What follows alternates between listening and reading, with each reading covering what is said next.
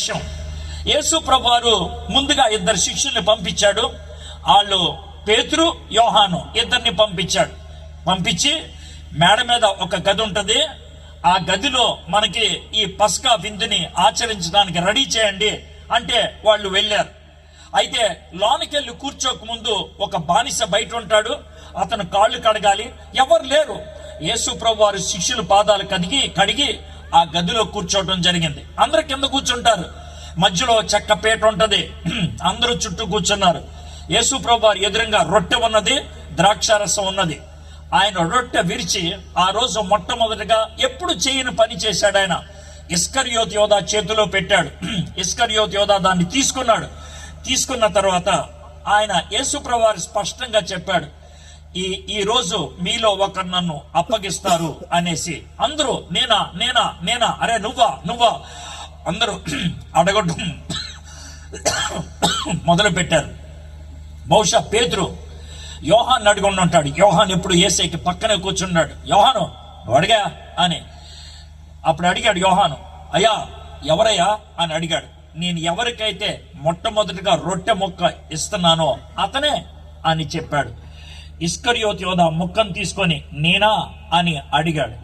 ఎవరికి వినబడకుండా బహుశా ఇస్కరియోతు యోధాతో చెప్పుండి ఉంటాడు, అయ్యా నువ్వేం చేయదలుచుకున్నావో నీ ఇష్టం అయ్యా, నీ ఇష్టం, అది నీ కోరిక, నీ చిత్తం, నువ్వు చెయ్యి అనుకుంటే చెయ్యి అని అంటే అతను ఆ రొట్టె ముక్క తీసుకొని బయటికి వెళ్ళిపోయాడు చీకట్లోకి. ఇది మీకు తెలిసిన విషయమే. ఆయన వెళ్ళిపోయి యేసు ప్రభువాన్ని అప్పగించడానికి రెడీ అయ్యాడు. ఆ రోజు రాత్రి జరిగిందేంటి, ఈ విందుని ఆచరించిన తర్వాత ఆ కొండ మీద నుంచి కిందకి దిగొచ్చారు. మేడ మీద నుంచి కిందకి దిగారు. అక్కడ నుంచి కొండ మీద నుంచి కిందకి దిగారు. అక్కడ కిద్రోను వాగు ఉంటుంది. కిద్రోను వాగులో కొంచెం ముందుకెళ్తే అక్కడ చాలా ఈ చెట్లు ఉన్నాయి. ఆ గెత్సెం అనే ప్రాంతం, ఆ తోటలోకి వాళ్ళు వెళ్ళారు. అంజూరపు ఆల్మండ్స్ ఉన్నాయి. అక్కడికి వాళ్ళు వెళ్ళారు. వెళ్ళిన తర్వాత యేసు ప్రభు వారు ఏమన్నారంటే, పేతురు, యోహాను, యాకోబు మీ ముగ్గురు రండి, మనం కొంచెం లోనికి వెళ్దాం, మీరు ఇక్కడే ఉండండి. వాళ్ళ ముగ్గురిని తీసుకెళ్ళి కొంచెం దూరం తీసుకెళ్ళి మీరు ఇక్కడే ఉండి ప్రార్థన చేయండి అని లోనికి వెళ్ళి ఆయన ప్రార్థన చేయటం మొదలు పెట్టాడు. యేసు ప్రభు వారు ఎవరు లేరు, ఒక్కడే ఉన్నాడు.